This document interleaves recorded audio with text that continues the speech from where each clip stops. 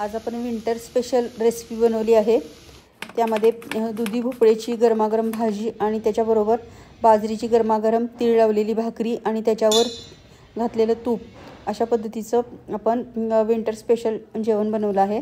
त्यासाठी आपण दुधी भोपळ्याची भाजी करण्यासाठी आपण हिरवी मिरची आणि लसूण अशा पद्धतीने न सोलता अशा पद्धतीने आपण कट करून घेणार आहोत।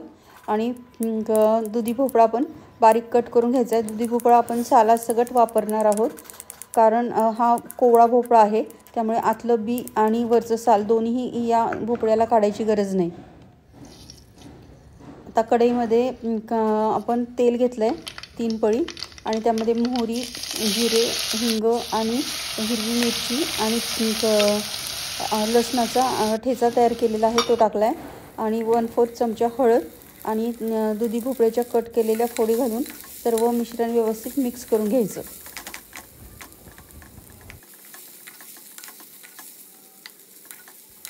दुधी भोपळा परतल्यानंतर त्यामध्ये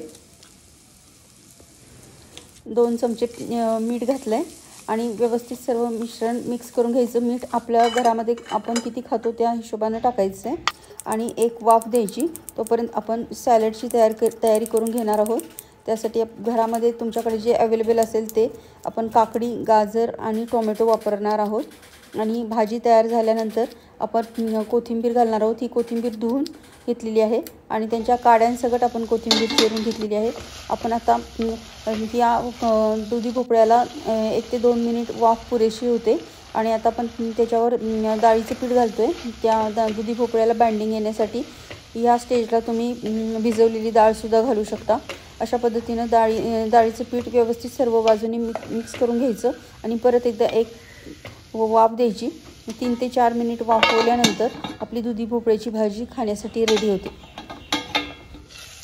मुलांना पिवळी बटाट्याची भाजी आवडते, ही दुधी भोपळ्याची भाजी सुद्धा सेम त्या भाजीसारखीच दिसते। अशा पद्धतीने आपण दुधी भोपळ्याची भाजी तयार करू शकतो। आपण टिफिनची जी सिरीज तयार करत आहोत त्यामध्ये आपण ही भाजी टिफिनला देण्यासाठी सुद्धा अतिशय परफेक्ट आहे, कारण ही भाजी चपाती बरोबर, भाताबरोबर किंवा भाकरीबरोबर खायला पण छान लागते। आता आपली भाजी वाफली आहे का पाहिलं। आता भाजी आपली व्यवस्थित वाफलेली आहे। आपण आता त्याच्यावर कोथिंबीर घालून आपली खाण्यासाठी आता भाजी रेडी झालेली आहे। बाजरीच्या भाकरीसाठी पाणी उकळून घेतलं। बाजरीच्या पिठामध्ये असं गरम पाणी घालायचं। ज्यांना भाकरी करायला अवघड जाते त्यांनी अशा पद्धतीचं उकळतं पाणी जर बाजरीच्या पिठामध्ये घातलं तर पिठाला थोडासा चिकटपणा येतो आणि भाकरी करायला सोपी जाते। भाकरीचं पिठामध्ये चिमूटभर मीठ पण घालायचं, त्यामुळे बाजरीच्या भाकरीला चव पण खूप छान लागते। अशा पद्धतीनं थंड झाल्यानंतर सर्व पीठ व्यवस्थित मळून घ्यायचं आणि याच्या भाकरी तयार करून घ्यायच्या। भाकरी तयार करताना वरून तीळ लावायचे, म्हणजे बाजरीची भाकरी वरून तीळ आणि त्याच्यावर गरमागरम भाकरीवर तूप, हे कॉम्बिनेशन खायला खूप छान लागतं।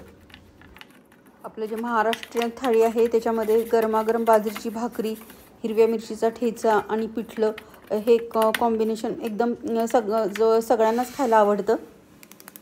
आपण हे वर्ष मिलेट ऑफ द इयर साजरं करतोय। बाजरी हे एक मिलेट आहे, याला पर्ल मिलेट म्हणतात आणि तसेच बाजरीमध्ये मॅग्नेशियम आणि पोटॅशियम भरपूर प्रमाणामध्ये असतं, त्यामुळे ज्यांना मधुमेह किंवा हृदयविकाराचा त्रास आहे त्यांनी रेग्युलर जर बाजरी खाल्ली तर त्यांच्या आरोग्यासाठी अतिशय उपयुक्त असतं। बाजरी लहानापासून मोठ्यापर्यंत सर्व वयोगटातील लोकांना ही बाजरी आपल्या आरोग्यासाठी अतिशय उपयुक्त असते। आपण आपल्या चॅनलवर बाजरीपासून शंकरपाळेची रेसिपी आपण टाकलेली आहे। तसेच बाजरीपासून आपण वेगवेगळे थालीपीठ्स पण तयार करू शकतो, त्यांच्या पण रेसिपीज आपल्या चॅनलवर आहेत। अशा पद्धतीची पौष्टिक बाजरी ती वेगवेगळ्या भाकरी तर आपण करू शकतो, त्याचबरोबर त्याचे वेगवेगळे इंटरेस्टिंग पदार्थ पण आपण तयार करू शकतो। ज्वारीच्या भाकरीच्या पिठापेक्षा बाजरीची भाकरी करायला थोडंसं स्किल लागतं, त्यामुळे नवीन जे करतायत भाकरी त्यांनी भाकरी तयार करताना पाणी गरम करूनच वापरा, तरच भाकरी जमणार, नाहीतर ही भाकरी करायला थोडी अवघड जाते। ही भाकरी गरम तर छान लागतेच, पण शिळी झाल्यावर सुद्धा ही भाकरी खायला खूप छान लागते। या भाकरीबरोबर हिरव्या मिरचीचा जर ठेचा असेल तर दुसरं आणि काही बरोबर भाकरीच्या नसलं तरी पण चालतं. एवढी भाकरी खायला खूप छान लागते. त्यामुळे अशा पद्धतीच्या नवनवीन पिठांपासून भाकरी आपल्या आहारामध्ये नियमित ठेवा. त्यामुळे अशा पद्धतीचं जर आपण आहारात बदलून धान्य खाल्ले तर आपल्याला कुठलाही आजार होणार नाही. जेव्हा पहिल्यांदा स्वयंपाक करायला लागतो तेव्हा तुम्ही पहिल्यांदा सगळ्यात आधी कोणती भाकरी बनवली होती ती कमेंटमध्ये नक्की सांगा. आणि भाकरी बनवताना पहिल्यांदा कोणाकोणाला कोणते अनुभव आले ते पण कमेंट्समध्ये शेअर करा. आपण आता गरमागरम भाकरीवर अशा पद्धतीनं तूप घातलेलं आहे. तुपामुळे भाकरीची चव खूप छान येते. अशा पद्धतीची तूप घातलेलं तीळ लावलेली बाजरीची भाकरी, त्याच्याबरोबर दुधी भोपळ्याची भाजी आणि सॅलेड, हा मेनू आज आपण तयार केलेला आहे. आवडल्यास लाईक, शेअर आणि सबस्क्राईब करा. थँक्यू.